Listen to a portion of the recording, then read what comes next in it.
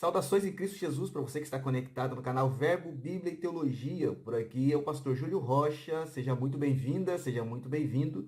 Se você está aqui pela primeira vez, eu convido você a se inscrever no nosso canal e aumentar a nossa família. Esse canal tem sido fonte de aprendizado, não somente para mim, creio também que para os irmãos que já estão conosco. Você que está chegando agora, então, é mais do que convidada, mais que convidada a estar conosco. Nós vamos de Teolobíblia hoje. Vamos falar sobre 10 versículos intrigantes das Escrituras. Essa pretendo que seja uma primeira parte de algumas outras, porque tem muita... A Bíblia é um manancial, não é verdade, meus irmãos? Tem muita coisa ainda por ser descoberta. Mas 10 versículos simples aqui, eu creio que dá para nós passarmos rapidinho e deixarmos para você pensar um pouco acerca das Escrituras. Nós vamos fazer isso depois da vinheta, são apenas 10 segundinhos, dá tempo de você se inscrever se não é inscrito, deixar o seu like e nós voltamos já.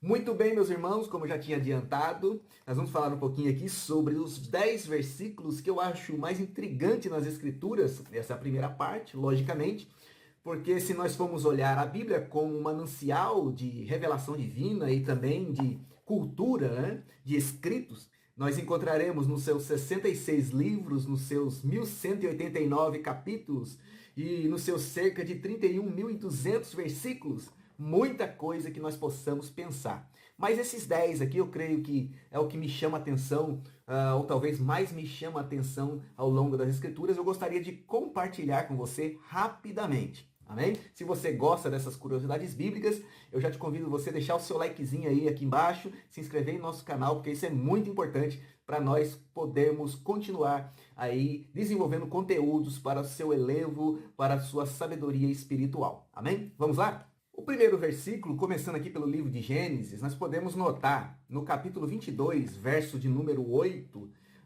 desse livro, uma passagem muito conhecida, onde temos a resposta de Abraão ante a indagação de Isaac, né? Quando Abraão está subindo com Isaac ao Monte Horebe, Isaac fala da lenha, né? Do fogo, do cutelo, e aonde estaria o cordeiro. E é a resposta emblemática de Abraão, né? que dizia assim: Deus proverá para si o cordeiro. Mas pode ser o caso de você não ter notado ainda que Abraão não foi chamado de pai da fé à toa, não é verdade? Essa resposta de Abraão tinha fundamento. Ele não estava jogando tudo para a conta de Deus, ele não estava jogando as coisas ao léu.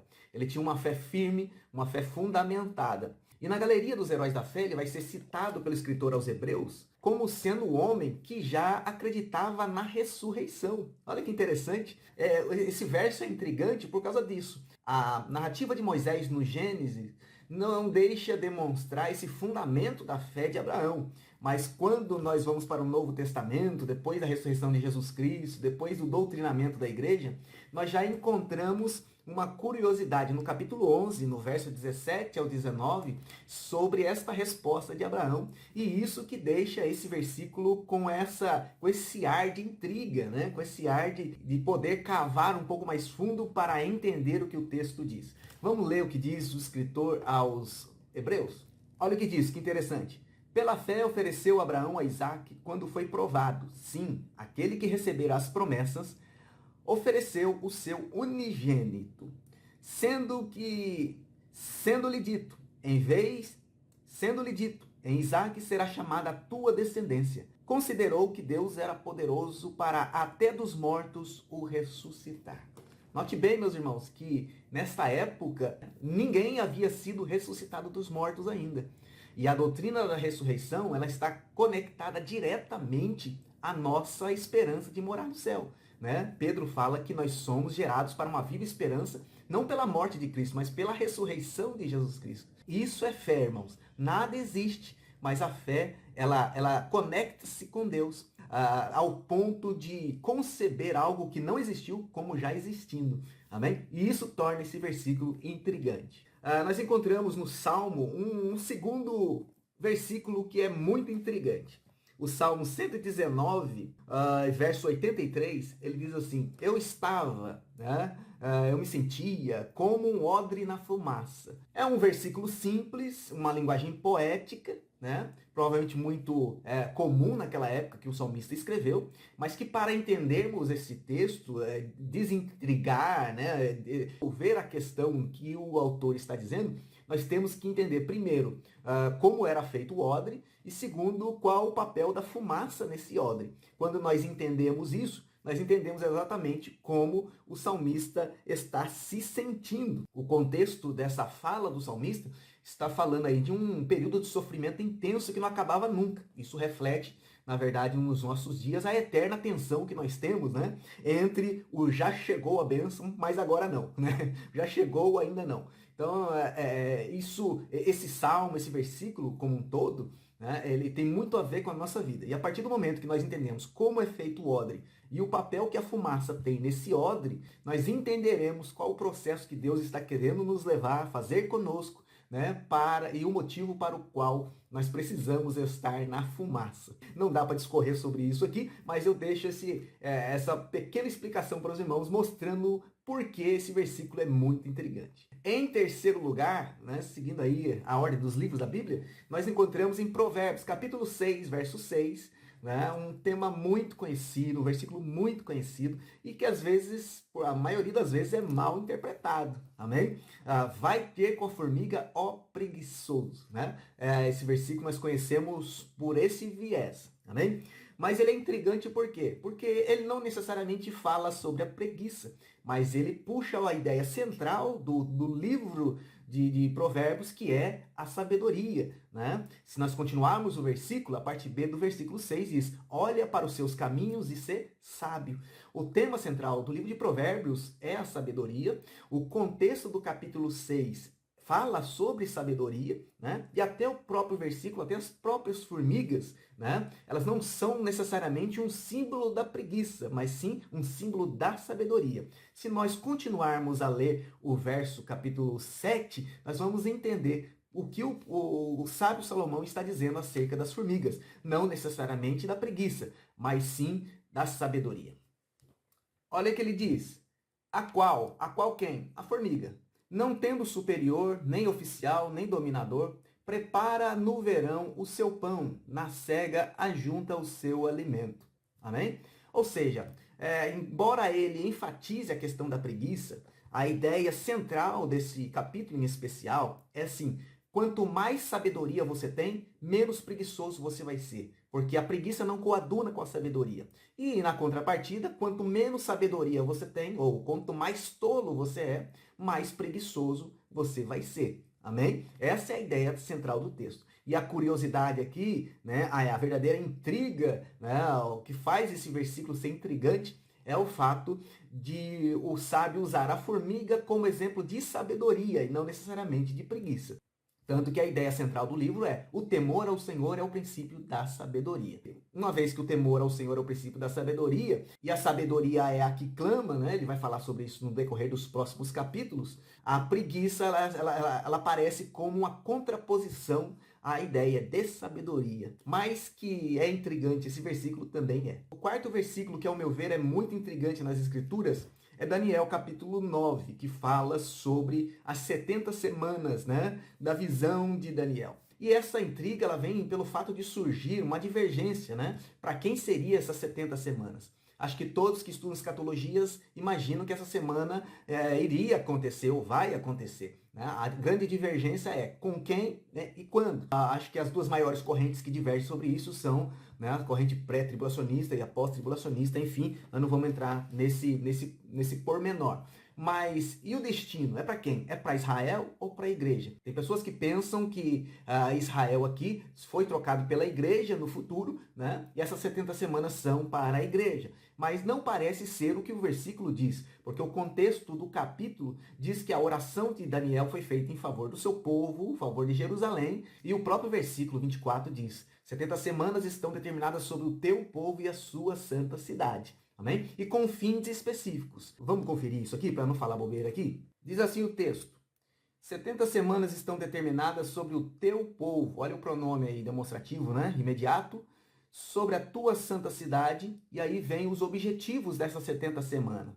para extinguir a transgressão, dar fim aos pecados, expiar a iniquidade e trazer justiça eterna e selar a visão e a profecia e ungir o santo dos santos. Veja bem, irmãos, em primeiro lugar, convém nos notar aqui, logicamente, né, que esses objetivos eles não cabem mais à igreja. Se eles couberem à igreja, né, Jesus não faz sentido algum, né, na nossa época. Tudo que é concernente à igreja já foi cumprido em Cristo. Para entender o que está ocorrendo aqui, nós temos que recorrer ao motivo da oração de Daniel, cuja resposta nós acabamos de ler, né, que é que ele entendeu pelos livros que 70 anos de cativeiro já tinha se passado. Então ele foi orar a Deus. E o que temos aqui, então, no versículo 24, é uma promessa, né, de purificação desse povo para cumprir o que já tinha, ou estava sendo dito por Ezequiel, né, que o povo teria o seu coração trocado, seria um novo povo, uma nova cidade, seria um povo de coração de carne, em vez de coração de pedra, mas para isso acontecer, né, o povo tinha que passar pelo cativeiro, e essas 70 semanas tinha, como um ciclo, tinha que se passar para o povo, ou pelo povo de Israel, o mesmo povo do Egito, o mesmo povo que estava em cativeiro agora, e o mesmo povo que estará até a segunda vinda visível de Jesus, para receber essa purificação e então adentrar aí ao reino, né, de Davi, né, segundo a aliança de Deus com Abraão também, com Davi, a aliança palestina e a nova aliança. Amém, meus irmãos? Portanto, esse versículo é muito intrigante por isso, porque trata-se do futuro, trata-se do povo de Israel. Paulo vai deixar isso claro em Romanos capítulo 11, especialmente, que no fim todo Israel será salvo. E é intrigante por causa disso. Se refere ao futuro, não sabemos como vai ser, mas a profecia está escrita e aguardando o seu cumprimento. Em quinto lugar, eu encontro o versículo que talvez, por unanimidade, vai ser o versículo mais intrigante de toda a Bíblia. E com certeza disparado a parábola mais difícil de ser interpretada. É a parábola do mordomo infiel. Lucas 14, do verso 1 ao verso 13, vai nos contar uma parábola de um homem que foi pego na maracutaia. O dono daquela eira, o patrão daquele administrador, falou: você não tem mais condição de ser meu administrador, porque você é muito infiel. Né? Então você arruma suas coisas, eu vou te pagar o que eu te devo e tchau, tchau pardal. E a Bíblia diz, e Jesus conta que aquele homem ficou pensativo: peraí, eu tenho vergonha de mendigar, o meu currículo vai estar sujo, o que eu vou fazer? Só que ele tinha uma rede de amigos por detrás. Por quê? Porque as pessoas que deviam um patrão, né, e negociavam com ele fazia um desconto, fazia um meno, como diz, né? Ele fazia um negócio com o pessoal e cativou aquele pessoal. E o Senhor Jesus caminha para a conclusão da história dizendo que aquele homem saiu, né, atrás desses amigos que ele tinha, né, que ele tinha perdoado dívida, que ele tinha feito desconto, esse negócio todo. E agora começava a ganhar aquele povo para que o povo o acolhesse.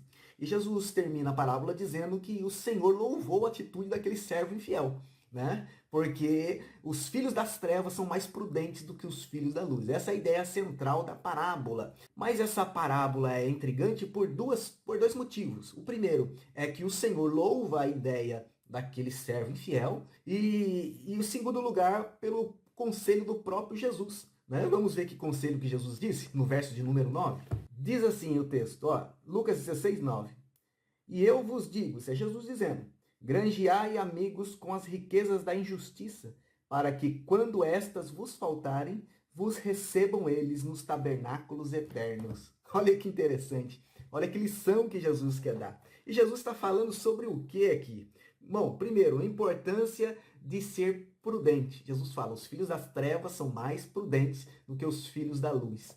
Isso fala de planejamento, fala de plano B. E o que deixa esse verso mais intrigante é que parece que o ímpio tem um plano B, mas o crente não tem. Né? O plano B nos fala de planejamento. Ah, pastor, mas nós não somos salvos? Somos. A salvação, né, é garantida. Mas nós passamos por muitas coisas nessa vida que não deveríamos passar, né, por conta de não termos um plano B. O que Jesus está contando aqui é do plano da terra, não é do plano do céu. Amém, meus irmãos? Isso deixa essa parábola, isso deixa esse versículo como um dos mais intrigantes de toda a Bíblia. O sexto versículo que eu acho muito intrigante nas Escrituras está em João capítulo 20, no verso 30 do verso 31. Diz assim: Jesus fez ainda muitos outros milagres que não estão escritos nesse livro. Estes, porém, esses milagres do Evangelho de João, foram escritos para que saibais que Jesus é o Cristo, e crendo tenhais vida em seu nome. Esse versículo é intrigante embora nós saibamos, né, que um evangelho, ou os 4 evangelhos, não vão cobrir os 3 anos de ministério de Jesus, quiçá 33 anos e meio que Jesus ficou nesse mundo. Obviamente, Jesus fez ainda muitos outros milagres, de fato. Mas o que me chama a atenção e o que deixa esse versículo ser intrigante é o fato dele revelar muito sobre a inspiração e a autoridade das Escrituras. Amém, meus irmãos? Com essas palavras de João, nós não temos dúvida de que o que temos hoje nesse livrinho santo, né, é tudo o que nós precisamos para nós sermos salvos. Estes, porém, amém? Não está falando de todos o que Jesus fez. Não está falando de todos os ensinamentos de Jesus. Ele está falando que o principal está aqui e nós devemos crer no que está escrito. Amém? Com isso, né, eu já dou aqui uma pancada de quina, né, na cabeça daqueles que acham que a Bíblia deve ser modificada, que certos canos deveriam estar na Bíblia. Irmão, nós não precisamos de nada além do que nós temos aqui. Nada define Deus. Nós partimos desse pressuposto. Quem me conhece, quem acompanha o nosso canal já sabe que nós batemos essa tecla aqui muito. Nada define Deus. A teologia não define, eu não defino, a Bíblia não define Deus. O que temos aqui é um pequeno fragmento da revelação de Deus para o qual, ou pelo qual, se nós acompanharmos, se nós vivermos, se nós seguirmos, nós seremos salvos com toda certeza no mundo. Amém? Nós temos, sim, a esperança de saber mais, de conhecer mais, de receber mais de Deus quando chegar no céu. Aqui, o que nos importa é o que esse livro tem. Não precisa colocar mais cânon, não precisa modificar, não precisa tirar, né? Não precisa fazer mais nada. O que tem aqui é suficiente para a nossa salvação. Isso faz com que esse versículo seja altamente intrigante e fantástico de ser lido e de ser meditado.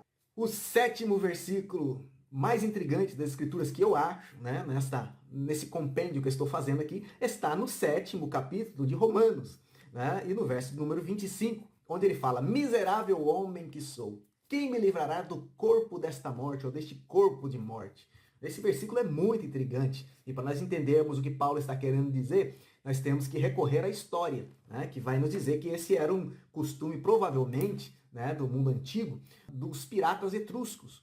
Um tipo de pirata que havia ali pelo lado né, da Grécia, daqueles lados ali, né, naquele mar Egeu, no lugar de lá, que eles tinham um costume, quando o camarada não tinha jeito, o que eles faziam? Eles acorrentavam ele a um cadáver. Olho com olho, boca com boca, corpo com corpo. E todas as partes eram emendadas, de forma que onde o vivo andava, o morto estava atrás. Acontece que esse cadáver, ele, obviamente, passadas 24 horas, ele começa a se decompor. Então o cheiro é absorvido por aquele outro homem. Os líquidos que saem da sua boca, né, ou dos seus olhos, vão cair sobre aquele homem. Ele vai se despedaçando, aquele homem vai absorvendo tudo aquilo ali. E, obviamente, irmãos, qualquer resíduo necrófilo, né, ele vai ser altamente prejudicial ao ser humano, ou seja, ele contamina o que está vivo. Paulo usa essa figura para ilustrar o que a natureza pecaminosa faz com o crente, né, ou com o homem, né, que está sujeito a ela. Paulo faz questão de dizer no capítulo 5 da sua epístola aos Romanos, nós não estamos mais sujeitos à lei do pecado, porque Cristo, né, venceu o pecado e nos mudou de lei. No capítulo 6, ele fala que nós não pecamos mais, porque não estamos mais sob a lei do pecado, mas sob a lei da graça. Então, nós não vivemos mais sobre o pecado. E não tem essa de pecar mais para dar mais glória para Deus. Parece confrontar certo tipo de teologia que tem por aí, né, que diz que o pecado traz mais glória para Deus. Não é isso que Paulo está dizendo. Viveremos nós no pecado, nós que já fomos libertos dele? De maneira nenhuma. Então, quando Paulo usa essa ideia de corpo de morte atado, né, a um crente ou um homem que vive escravo da sua própria natureza, Paulo está mostrando quão fétido é o pecado, quão contaminante é o pecado, quão putrefato é o pecado, e para aquele que, uma vez liberto, está agora atado pelo pecado. Que vida triste, né, irmãos? Que vida triste. O pecado faz isso com a gente. Quando o homem vive cativo, vive viciado no pecado, ele é como se estivesse sugando sedimentos da própria natureza que está diante dele, que está apodrecendo, e isso está contaminando a sua vida. Por isso esse verso é muito intrigante. O 8º versículo mais intrigante que eu escolhi aqui para os irmãos, ele está também no livro de Romanos. Está em Romanos capítulo 10, no verso 16, onde Paulo fala assim: mas nem todos obedecem ao evangelho. Paulo está falando aqui do processo de conversão. No capítulo 10, verso 8, ele fala algo que nós concebemos como graça preveniente. Ele diz, mas que se diz? A palavra está junto de ti, está rodando, na tua boca, perto de você, perto da tua boca e perto do teu coração. Você precisa crer com o coração e confessar com a boca, porque com o coração se crê para a justiça e com a boca se confessa para a salvação. Então ele vai falar no verso 16 que nem todos obedecem ao evangelho. Esse versículo é intrigante, por quê? Porque ele parece ser tão básico, mas parece não preencher os anseios de uma doutrina, né, que diz que o Senhor, que Jesus, predeterminou desde a antiguidade aqueles que haverão de ser salvos. E os outros, não importa o que possam fazer, nunca serão salvos. E condenam a ideia de livre-arbítrio, de graça preveniente, sobre o pretexto de universalismo. Mas não é isso que Paulo está ensinando aqui. Ele diz que a palavra percorrida, ela vai, né, a graça de Deus está perto de todo mundo. Paulo diz, né, no Areópago, né, diz que Deus está tão perto que se nós pudéssemos tateá-lo, nós o encontraríamos. Não é assim? Então, essa ideia de predestinação, ela esbarra nesse versículo ao ponto, né, das pessoas perguntarem, se de fato Jesus morreu por todos, por que todos não são salvos? Essa pergunta parece ser um tanto imatura, né, teologicamente falando, com vista desse versículo intrigante que está aqui bem exposto por Paulo de maneira muito clara nas Escrituras, em Romanos capítulo 10, verso 16. Por que todos não são salvos se Cristo morreu por todos? A resposta está aqui, porque nem todos obedecem ao Evangelho. E não é uma prerrogativa só de Paulo. Paulo recorre à testemunha do Antigo Testamento. Paulo recorre a Isaías, porque ele vai citar Isaías 53 aqui, dizendo, porque está escrito, quem creu na nossa pregação? Se nós olharmos para Isaías, esse versículo de número 1 do capítulo 53, ele é simétrico, né? E se autorresponde. Ele diz assim, quem creu na nossa pregação e a quem se manifestou o braço do Senhor? Nós temos a resposta se invertemos a questão, se invertemos o versículo. O braço do Senhor se manifestou a quem creu na nossa pregação. Eu pergunto, por que uma teologia tão inteligente não percebeu isso? Por que uma teologia tão conhecida, tão divulgada, não reconhece essa possibilidade? Tem os que obedecem o Evangelho e tem os que não obedecem o Evangelho. Paulo diz, ele morreu por todos, para que os que vivem, vivam não para si, mas para aquele que os resgatou. Amém? Aquele que crê, vive. Amém? E aquele que vive, vive por aquele que os resgatou. Mas que ele morreu por todos, morreu por todos. Meus irmãos, eu termino dizendo que esse versículo é intrigante, porque o próprio contexto do Evangelho nega essa ideia de predestinação. Por isso, esse verso é muito, mas muito intrigante. Para o 9º versículo mais intrigante, nós permaneceremos no livro de Romanos. Romanos capítulo 15, verso de número 4, diz o seguinte, tudo quanto foi escrito para o nosso proveito foi escrito. Irmãos, que coisa intrigante, né? Tudo que foi escrito na Bíblia. Se nós formos olhar, né, a Bíblia ela exalta os atos de Deus, ela fala também sobre os atos do diabo. Mas a Bíblia não é o livro santo, por que fala do diabo?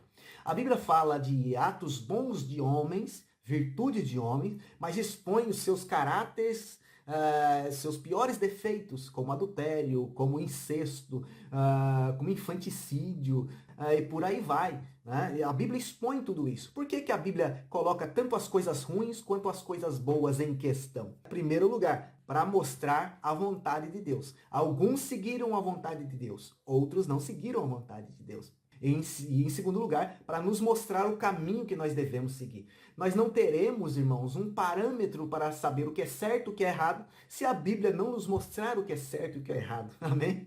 Portanto, a Bíblia mostra o que é certo e o que é errado mediante a narrativa dos fatos. Alguns preferem achar que isso é uma determinação de Deus. Deus determinou tanto certo quanto errado. Nós não vamos por aí. Amém? A Bíblia não nos mostra um Deus dessa forma. E eu ensino o que a Bíblia nos mostra.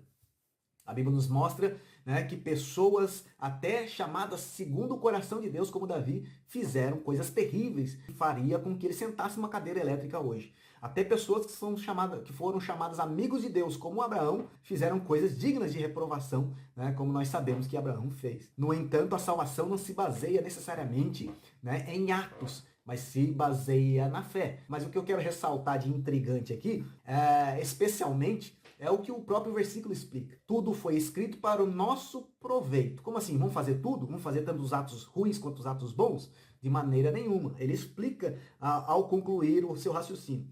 Para que pela paciência e consolação das Escrituras tenhamos esperança. O que nós vimos de bom, isso vai nos gerar paciência. O que nós vimos de ruim, isso vai nos gerar consolação, porque muitos dos que nós vimos que fizeram coisas ruins se arrependeram. No final, tudo isso vai nos gerar esperança. A palavra de Deus se lida, compreendida como ela deve ser, pela revelação do Espírito Santo. Não como um livro qualquer, não como um livro a ser debatido, mas como um livro a ser explanado, como sendo a revelação do Espírito Santo.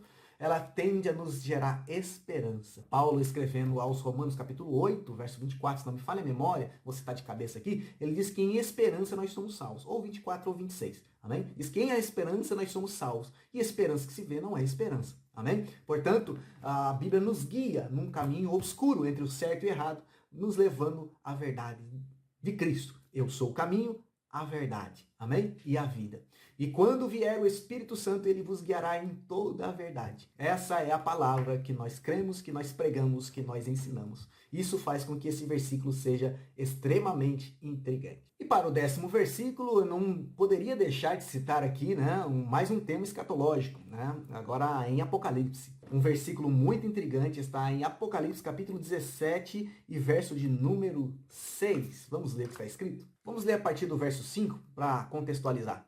E na sua testa, ou seja, de uma certa mulher, está escrito: Mistério, a grande Babilônia, a mãe das prostituições e abominações da terra. Olha que intrigante, irmãos. Quem é esse ser? Quem é essa pessoa? E vi que a mulher estava embriagada do sangue dos santos e do sangue das testemunhas de Jesus. E vendo-as eu, maravilhei-me com grande admiração. Quem é essa mulher? Quem é esta figura? Nós vemos quem é ela e o que ela faz. Mas quem será? Alguns dizem que é Roma, Alguns dizem que representa o Império Romano. Outros dizem que é Jerusalém, amém? Eu pendo, por causa do verso de número 6, eu acredito, Eu procuro resolver essa minha intriga que eu tenho com esse versículo da seguinte forma. Eu penso ser Jerusalém, por conta da menção aos profetas, a menção aos santos, e principalmente pelo que o contexto escatológico e bibliológico como um todo ele me fornece, amém? Se nós pensarmos que Apocalipse capítulo 18, verso 4, vai citar a mesma coisa sobre sangue de profetas, e não temos profetas no mundo, tivemos profetas em Jerusalém. Se nós entendermos por Daniel que aquilo se refere não à igreja, mas a Jerusalém, ao teu povo e à tua santa cidade. Se nós olharmos o que Jesus diz, por exemplo, em Lucas capítulo 11, verso 50, dizendo que aquele povo, os judeus, que são os que matam os profetas e aqueles que são enviados a ele, principalmente, que Jesus falou que contas seriam requeridas daquela geração, ou seja, daquele povo, em Mateus capítulo 23, verso 35, contas serão requeridas de vocês, desde o sangue de Abel, até o sangue de Berequias, que foi morto junto ao altar. E se formos olhar, principalmente capítulo 27, São Mateus, versículo de número 25, onde, mediante a crucificação de Jesus, o povo se achava tão certo do que estava fazendo, que ele era um malfeitor, que diz: recaia sobre nós o sangue deste homem. Coadunando com isso, Apocalipse capítulo 1, verso 7, que diz que todo olho verá, até aqueles que os transpassaram, e todas as tribos se lamentarão, coptou, do grego coptou, bater no peito, se lamentar. Então nós podemos traçar aqui um perfil, um invólucro em torno de Jerusalém, em torno da cidade que hoje está, segundo Paulo, está colocada em profundo sono, está incrédula com relação às coisas de Deus. Apocalipse capítulo 11 vai tirar todas as dúvidas com relação a quem é essa mulher, com o contexto desse texto que está dizendo aqui.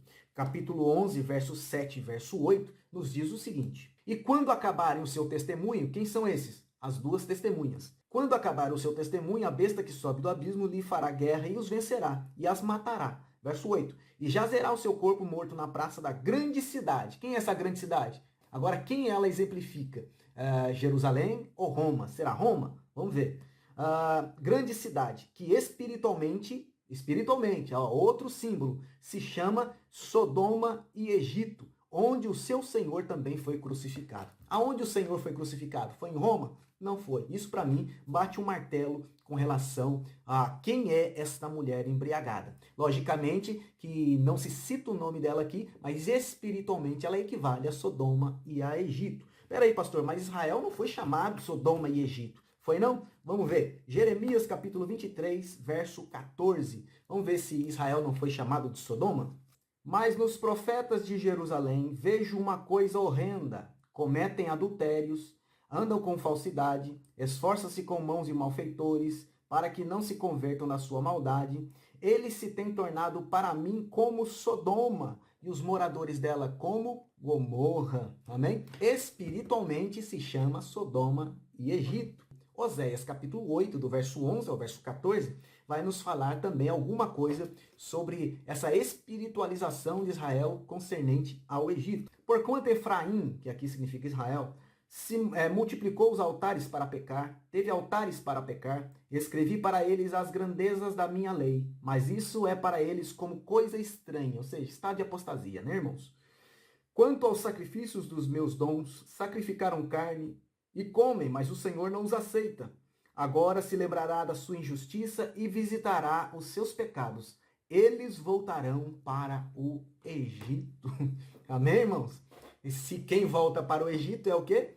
Egípcio. Meus irmãos, esses foram os 10 versículos mais intrigantes que eu encontrei, que eu venho pensando sobre eles nas Escrituras. Alguns deles você já tinha pensado dessa forma? Algum deles você já conhecia assim, dessa forma que eu expliquei? Você tem também um outro versículo que você acha intrigante? Deixa tudo aqui no comentário pra gente. E nós vamos interagindo para crescer esse canal.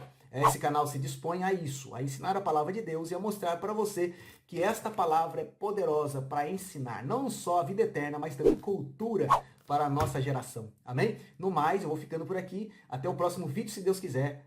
Até lá.